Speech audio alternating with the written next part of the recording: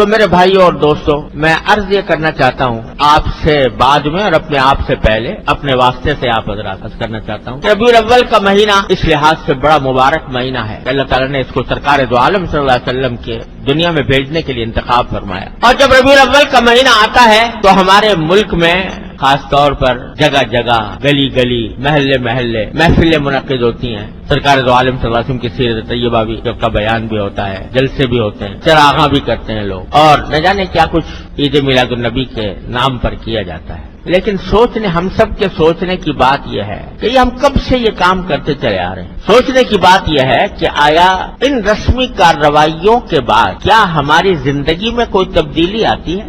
اتنے جلسے ہو گئے، اتنی تقریریں ہو گئی، اتنی محفلیں منعقد ہو گئی، اتنی نعتیں پڑھی گئی، اتنے درود و سلام ہوئے. الحمدللہ حضور اقدس صلی اللہ علیہ وسلم پر ایک مرتبہ درود شریف کوئی بھیج دے تو اللہ تعالیٰ اس کے اوپر 10 رحمتیں نازل فرماتے ہیں. اللہ تبارک و تعالیٰ ہم سب کو توفیق عطا فرمائے. لیکن سوال یہ ہے کہ یہ سب کچھ ہونے کے بعد کیا ہماری زندگی میں کوئی تبدیلی آتی ہے؟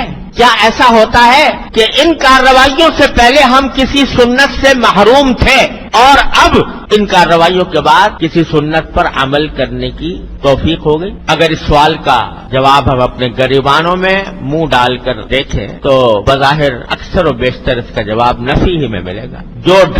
جس ڈھب پر زندگی پہلے چل رہی تھی اب بھی چلتی ہے. پہیا جس طرح گھوم رہا تھا اب بھی گھوم رہا ہے. پہلے اگر سرکار دو عالم صلی اللہ علیہ وسلم کی سنتوں کی اتباع کی فکر نہیں تھی اب بھی نہیں. تو بتائیے کہ آیا اس بات سے سرکار دو عالم صلی اللہ علیہ وسلم خوش ہوں گے کہ میری امت کے لوگوں نے میری تعریفیں تو بہت کر لی، لیکن کیا میں جس کام کے لیے آیا تھا اور جو پیغام میں لے کر آیا تھا، جو سنتیں میں نے وضع کی تھی، ان کے اوپر عمل میں کیا صورتحال پیدا، اس پر عمل کی طرف دھیان نہیں، تو کیا اس سے خوشی ہوگی سرکار دو عالم صلی اللہ علیہ وسلم؟ کیا آپ دنیا میں اسے تشریف لائے تھے کہ آپ کی تعریف میں قصیدے پڑھے جائیں؟ آپ کو تو پیشکش ہوئی تھی کہ اگر آپ چاہیں تو دنیا کا سارا مال و دولت آپ کے قدموں میں ڈھیر کر دیا جائے. اگر آپ چاہیں سردار بننا چاہیں تو ہم سب متفقہ طور پر آپ کو سردار بنانے کے لیے تیار ہیں. اگر آپ کو حسن و جمال کی خواہش ہے تو دنیا کا منتخب حسن و جمال آپ کی خدمت میں پیش کر دیا جائے. ساری پیشکش کر دی گئی، مگر آپ اپنے اس پیغام سے، اپنی اس تعلیم سے باز آ جائیں. سرکار دو عالم صلی اللہ علیہ وسلم جواب میں کیا فرمایا تھا کہ اگر میرے ایک ہاتھ میں آفتاب اور ایک ہاتھ میں مہتاب بھی دے دو گے تو میں اپنے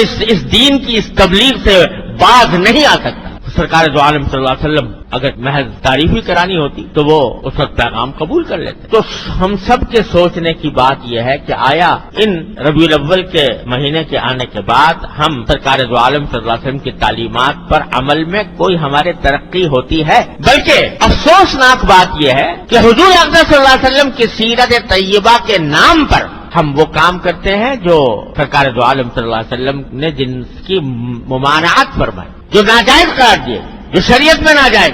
سیرت النبی کا جلسہ ہو رہا ہے اور اس کے اندر نمازیں فوت ہو رہی، اس کے انتظام میں، جلسے کے انتظام میں، جلوس کے انتظام میں نمازیں جا رہی ہیں. وہ نماز جو بستر مرگ پر بھی معاف نہیں ہے، وہ نماز چھوٹ رہی ہے، جماعت چھوٹ رہی ہے. اور آج اب تو یہ ہونے لگا ہے کہ مخلوط مرد و عورت کی ملی جلی نشستیں سیرت النبی کے نام پر، مرد بھی ہیں اور عورتیں بھی بے پردہ بناؤ سنگار کر کے اس محفل میں موجود ہیں. جس کو مٹانے کے لیے سرکار دو عالم صلی اللہ علیہ وسلم تشریف لائے تھے وہ حضور کے نام پر ہو. اور اب تو نعتیں، حضور اقدس صلی اللہ علیہ وسلم کی نعت اتنی زبردست فضیلت کی چیز ہے. سرکار دو عالم صلی اللہ علیہ وسلم کا ذکر مبارک، وہ نعت پڑھی جا رہی ہے اور موسیقی کے ساتھ پڑھی جا رہی ہے. جس موسیقی کے آلات کو آپ کو یہ فرمایا آپ نے کہ میں ان کو مٹانے کے لیے آیا ہوں، وہ نعتیں ہو رہی ہیں، حضور کی وضاحت تعریف بیان ہو رہی ہے اور میوزک کے ساتھ ہو رہی ہے، موسیقی کے ساتھ ہو رہی ہے. تو بتائیے یہ سرکار دو عالم صلی اللہ علیہ وسلم کی سیرت کے ساتھ کون سا انصاف ہے؟ یہ کتنا بڑا ظلم،